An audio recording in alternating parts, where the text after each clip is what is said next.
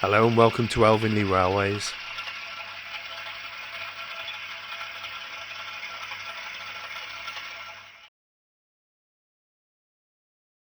This time we're going to be looking at the Farish 08 and putting some Stay Alive in it. I'm not going to do a run through how it was done because I'm going to link to another channel. This is another YouTuber called This Way Works, and on this tutorial he shows you how to put Stay Alive in a Farish 08. It's quite involved and it's quite scary. I didn't do it exactly the same as the way he did it because I put a new PCB in. I tried soldering to the existing one and it was just so small. It was going nowhere, so I abandoned that. I got an X18 socket on a PCB, and on the reverse you've got solder pads where you can add all the wires. So I decided to do it that way. And it stays alive for a ridiculous amount of time.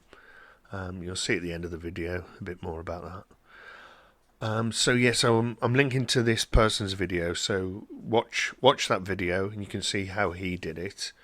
The differences in the way I did it are that I didn't grind away quite so much of the cab, but I managed to get the Stay Alive in. It was touch and go as to whether the cab was going to click back in, but yeah, after a bit of messing, I got rid of the lower part of the panel, the control panel in the cab, and also the bits above it where you'd have all the gauges and that. I sort of filed that away as much as I possibly could, just so there was room for the Stay Alive.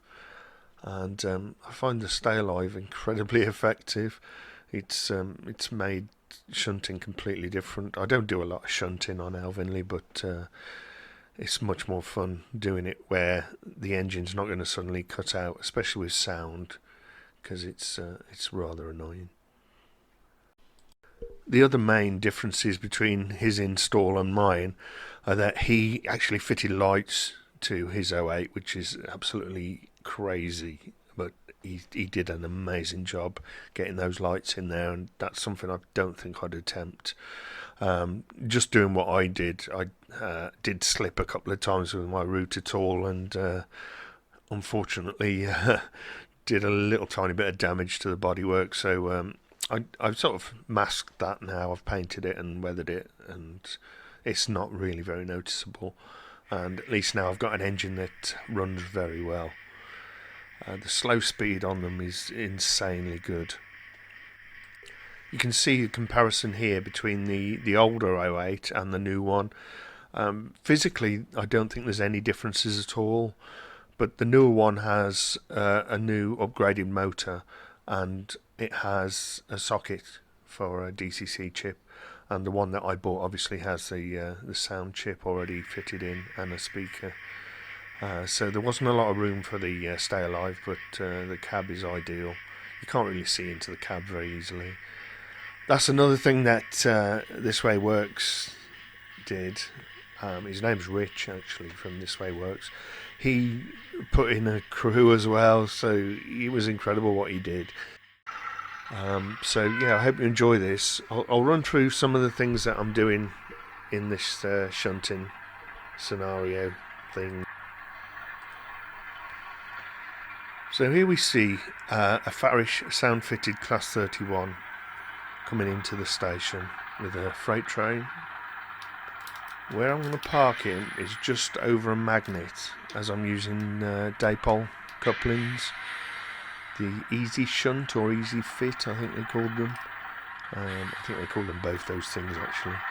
And you have to back up slightly, and then the magnet releases the coupling, and then the engine's free to go on his way.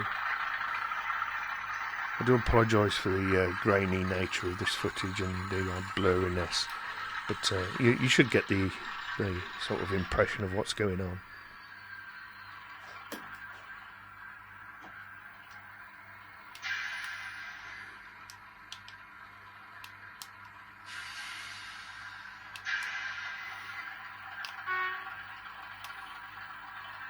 It's going to come back now into the bay platform,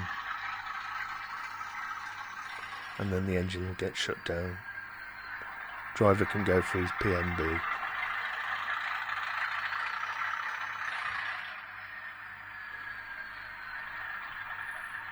I never got to drive a Class 31 in real life, but I did quite a lot of driving on 08s and 09s when I was with EWS. They're great things to drive, a lot of fun.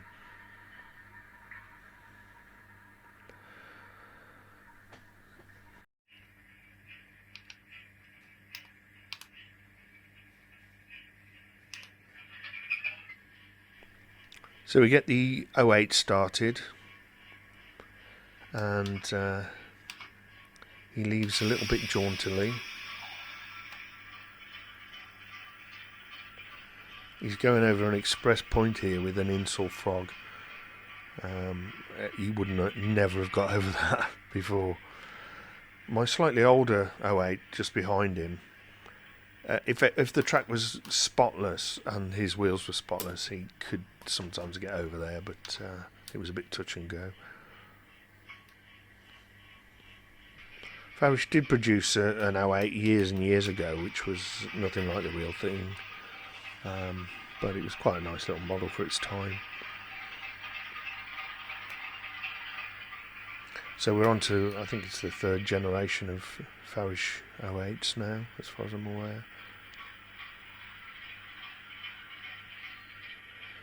So when you come onto the train using the dipole couplings, you have to push it off the magnet so that the couplings engage.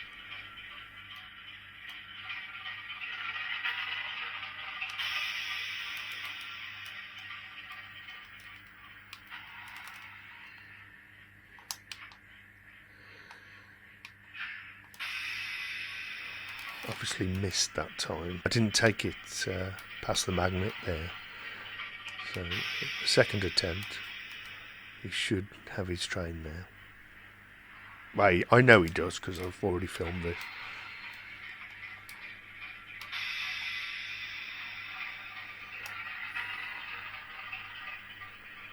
So the 08's picking up the freight train to take into the goods yard.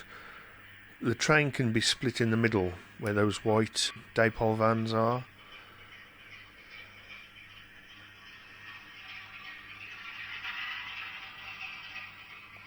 The reason for that is that I've got them fitted with dipole magnetic couplings.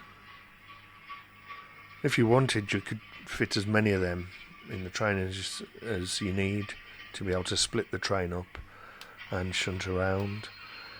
I don't do a lot of shunting. I'd rather just watch them go around most of the time, but it's nice to be able to do it if you want to.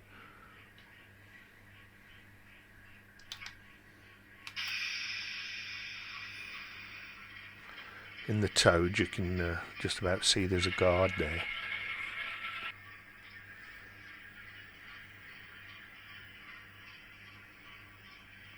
It's a bit of a gradient into the goods yard. I didn't do the best of jobs when I laid that track, but mostly the wagons go into it fine, so that's good.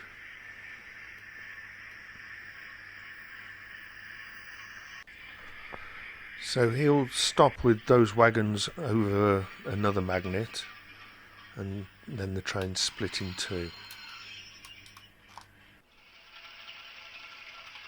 You can see the couplings quite well there, actually.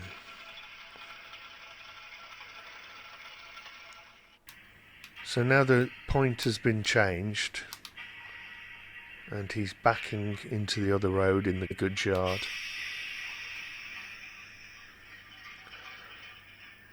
The wagons that are already parked up in the road with the goods shed itself, and then he's backing it into the other side in the goods yard.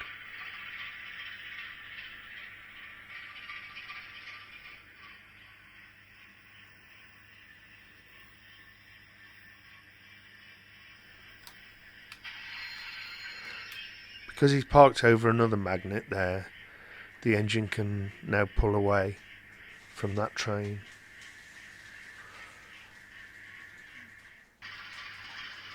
So we pretend now that this is after a shunt. I've got dipole magnets on both of the roads in the goods yard so that you can split things up. So now he's bringing the train back out after the shunt, and he's going to put it back into the station platform. The driver can re-enter the Class 31, and I'm just smiling at Sarah there. I think she thinks this is a little bit silly. Yeah. So yeah, then the 08 can come off the train and the 31 can go back on. I don't actually imagine little drivers getting out and things. Sarah's making a racket in the kitchen. Shocking. Try and make this professional, but you can forget it. She's making a potato, she says. Anyway, back to the video. Yeah, so he's left the train in the platform. Again, parked over a magnet so that he can come backwards. Obviously, if you're propelling a train, you don't have to do anything. You just park over the magnet and away you go. Because it's being pushed, the couplings are already coming apart. It's slightly different if you pull in, and you have to just do that little reverse move and then go forward. Here you can see the 08 going onto a shed road.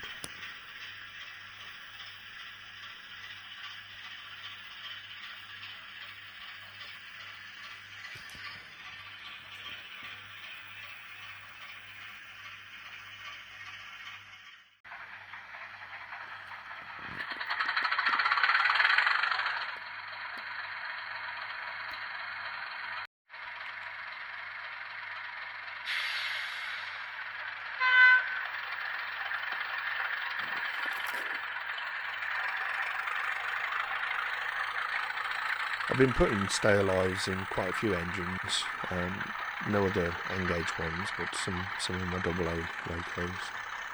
I've got some fitted now, and some of my O-gauge engines.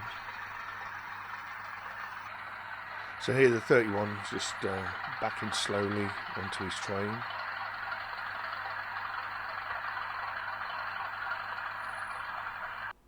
So he has to push that train a little bit so you get off the magnet, and then he'll be able to go forward.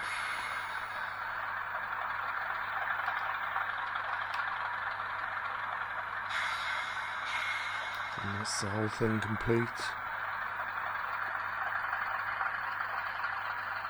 And as I said, it's something you never see me do. I just like watching them go round. I've spent enough time driving trains.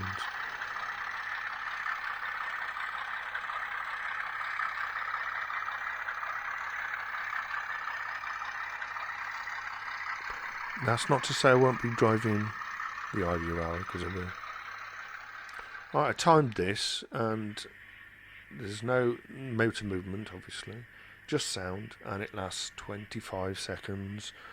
With motor movement as well, I've had it lasting about 15 seconds. So I'm not sure why it lasts so long. I don't know if taking the circuit board that was in there out makes any difference. There are a few components on that. Obviously, we haven't got them now. Blooper time.